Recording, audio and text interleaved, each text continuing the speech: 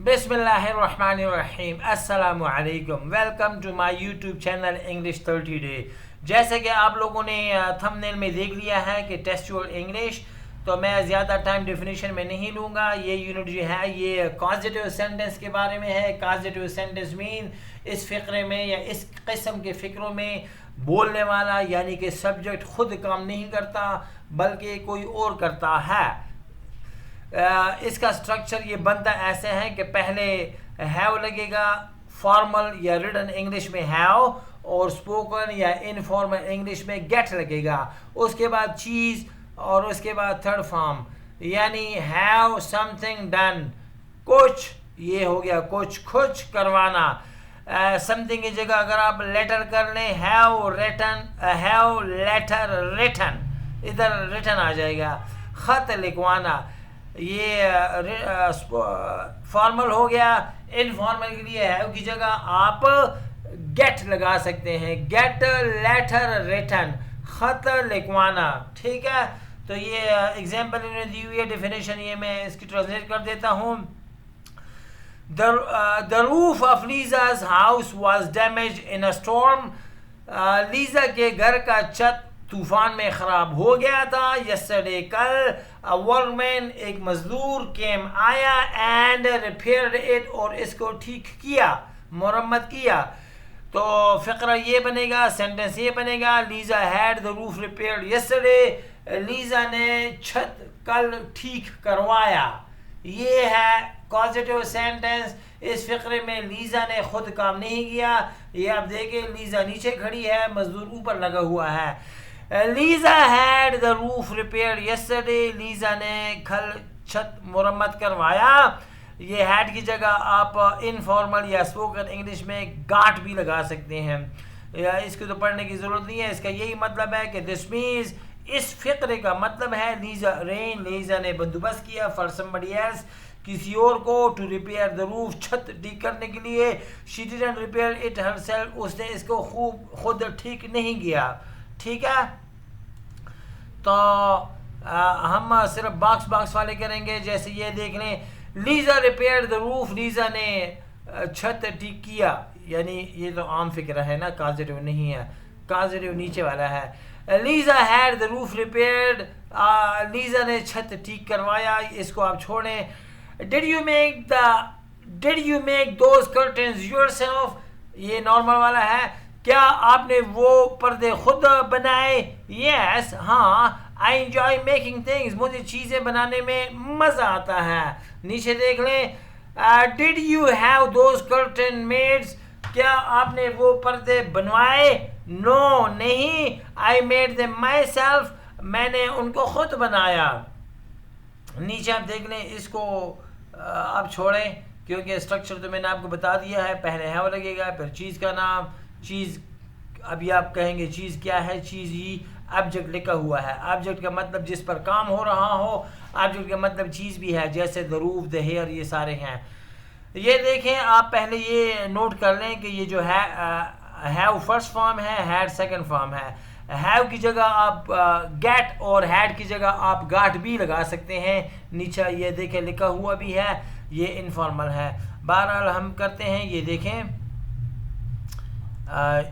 ये वाला, ये ऊपर वाला। Lisa had the roof repaired yesterday, Lisa ने कल छत ठीक करवाया। ये देखें, where did you have your hair cut, आपने बाल कहाँ बनवाए? Where did you have your hair cut, आपने बाल कहाँ बनवाए? अच्छा, इसमें आप ये देखें, पहले भी बहुत दफ़ा मैंने करवाया है। ये डिड जो है, पर अमेरिकन प्रोनाउंसिएशन में ये डिड नहीं होता, डिड है, ये होता है डिज, DIJ, डिज। और ये यू जो होता है, ये यू नहीं होता, ये या होता है, या। मैं पढ़ता हूँ, आप देख लें, Where did you have your hair cut, आपने बाल कहाँ बनवाए? ठीक है, क्या है? Where did you have your hair cut, आपने बाल कहाँ बनवाए? फिर देखें, Where did you have your hair cut, आपने बाल कहाँ बनवाए? नीचे देखें, Your hair looks nice, आपके बाल बहुत अच्छे लगते हैं। Have you had it cut, क्या आपने ये बनवाए हैं? ये प्रेजेंट परफेक्ट है, had आ गया, had की जगह आप गांठ भी लगा सकते हैं. योर हेयर लुक्स नाइस, आपके बाल बड़े अच्छे लग रहे हैं. Have you had it cut, क्या आपने ये बनवाए हैं? Our neighbour has just had a garage built, हमारे पड़ोसी ने हाल ही में या अभी अभी एक गराज बनवाया है. गराज मीन जिसमें गाड़ी खड़ी करते हैं घर की. Our neighbour has just had a garage built, हमारे पड़ोसी ने अभी अभी या हाल ही में एक गैराज बनवाया है. नीचे देखें, we are having the house painted, हम घर का रंग करवा रहे हैं. एट द मोमेंट, आजकल या फिलहाल या इन दिनों हम अपना घर पेंट करवा रहे हैं. How often do you have your car serviced, how often कई दफ़ा हो गया है, कब कब, तुम कब कब अपनी गाड़ी सर्विस करवाते हो. ठीक है. I think you should have that coat cleaned. Have cleaned का मतलब है धुलवाना. धुलवाना मीन धोबी से धुलवाना.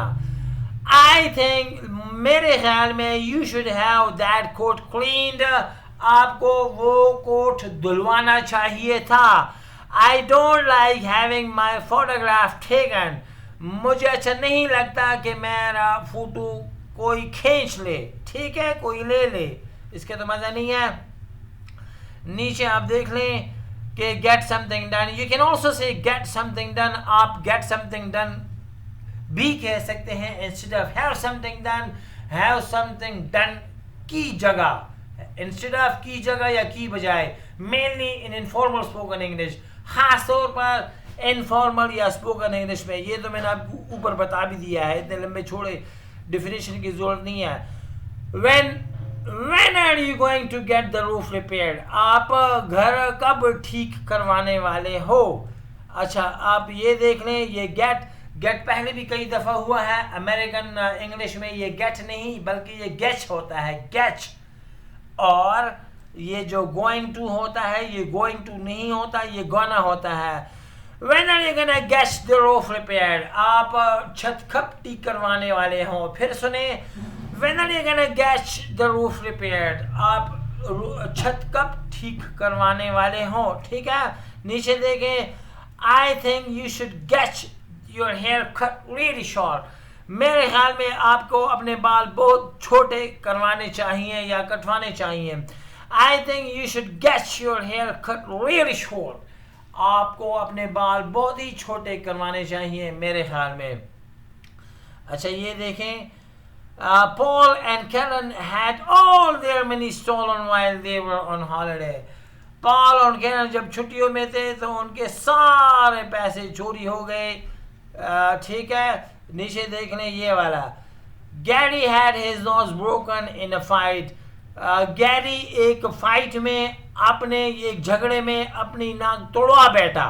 आप इधर गांठ भी लगा सकते हैं. गैरी एक लड़ाई में अपना नाक तोड़वा बैठा. Have you ever had your passport stolen, क्या आपसे कभी पासपोर्ट चोरी हुआ है. तो ये जी सारे फिक्रे थे और ये बहुत ही कॉमन है. ये MCQs वगैरह में भी आ सकते हैं. तो इसका स्ट्रक्चर ये है कि पहले हैव आएगा, ये आप देख लें, ये जो वो है ना, पहले हैव आएगा और उसके बाद ऑब्जेक्ट आएगा यानी चीज़ के नाम, उसके बाद थर्ड फॉर्म. इतना मुश्किल नहीं है, आप स्ट्रक्चर देख लें, आप खुद में बना भी सकते हैं. पहले हैव, फिर ऑब्जेक्ट, फिर थर्ड फॉर्म, बिल्कुल ऐसे जैसे ऊपर था. ये देखें, पहले हैव लगेगा. इसमें याद रखने वाली बात यह है कि हैव रिटन इंग्लिश या फॉर्मल इंग्लिश, हैव की जगह गेट भी आ सकता है जो इनफॉर्मल या स्पोकन इंग्लिश होता है. ठीक है. So now I will tell you something about myself. I have told about myself in scores of videos, but still I will tell you a little bit more about myself. I've been teaching English, professionally for the last 45 years, and I got a lot of students in which I learned too many things myself, because it is also sad, and I have seen personally myself that teaching is less teaching and more learning. So in the last 25 years, I was, English coach and instructor, where I would teach for not more than 5 students. So what I mean to say is, I had great interaction with my students, in which I learned too many new things, which is my passion as well. Because I'm 50 years old, still I want to learn day by day, hour by hour, new things, because that also expands the brain and brain capacity and learning curve. That is why. So, if somebody wants to learn new things, definitely he will improve his learning curve, and learning curve will be also high. So I think that's more than enough for my definition. If somebody wants to learn more and more things, he should watch and my videos. There are so many things, believe me. When a person starts watching my video, he thinks, or they think, that there's something not new. They are definitely wrong, because in every video there is something new. But if a person or the viewer watches with full concentration, with full focus, and they will, definitely in every video they will, of course, learn not one, not two, not three, more and more tips and tricks, which are very advanced. So now give me permission, we will meet, and I will see you in my coming video. Goodbye and take care.